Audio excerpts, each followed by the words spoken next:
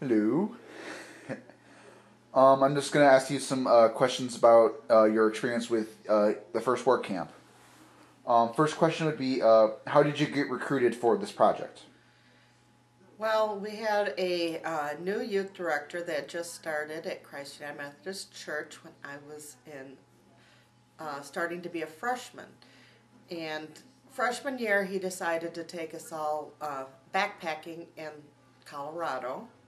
So we went on a trip that summer. And the next summer, we went canoeing in the Boundary Waters. By the third summer, we're like, well, what are we going to do this year?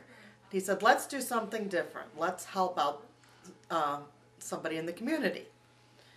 And so we said, okay. And he said, well, we're not going to do it in this community. We're going to go to South Carolina and do a work camp. And all of us were like, what's a work camp?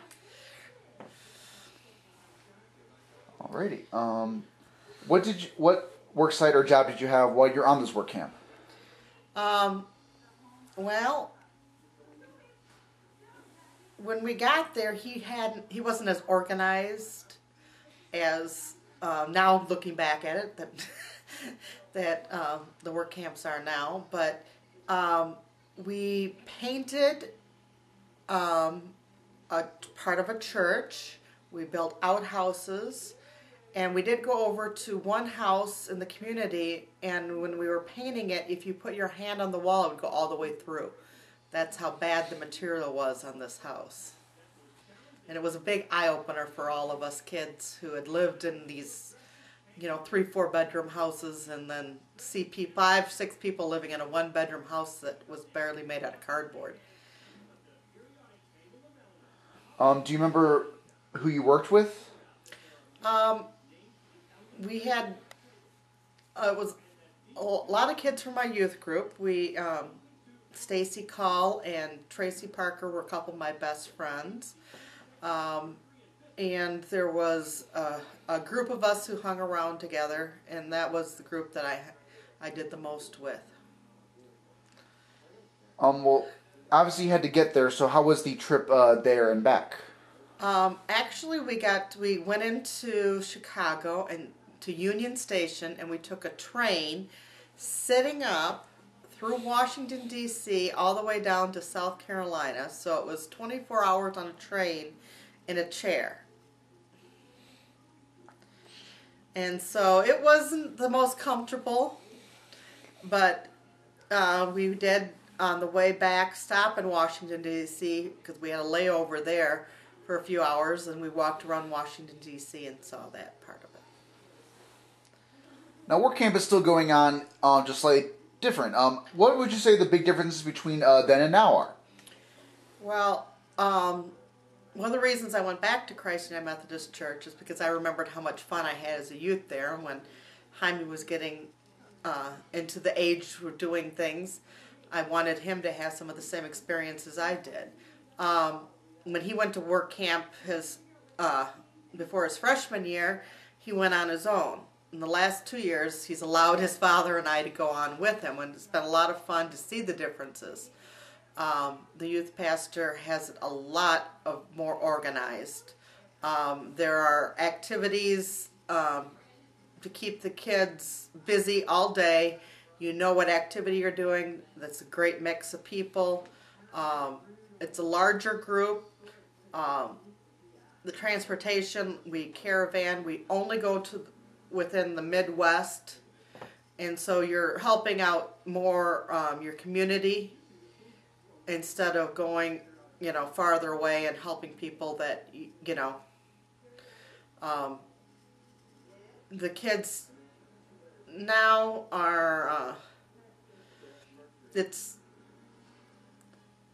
we had to, when we got there, we didn't even know where we were staying. They put us up in a Black Baptist church, and we ended up having to sleep on the pews, wooden pews, because there were so many cockroaches running around.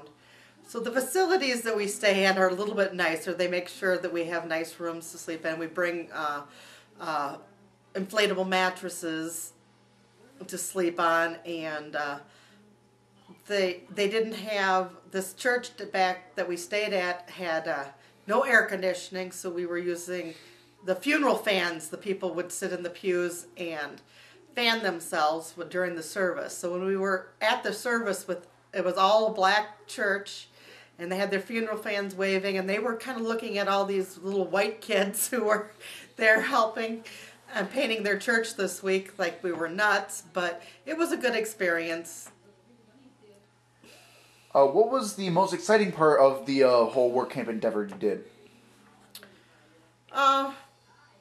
Probably the most exciting was discovering there were cockroaches when we were sleeping, and having fun and meeting with the kids, getting to know the kids in our group a little bit outside of school, and we were all from different schools, and so we formed a community of friendship that has lasted throughout the years.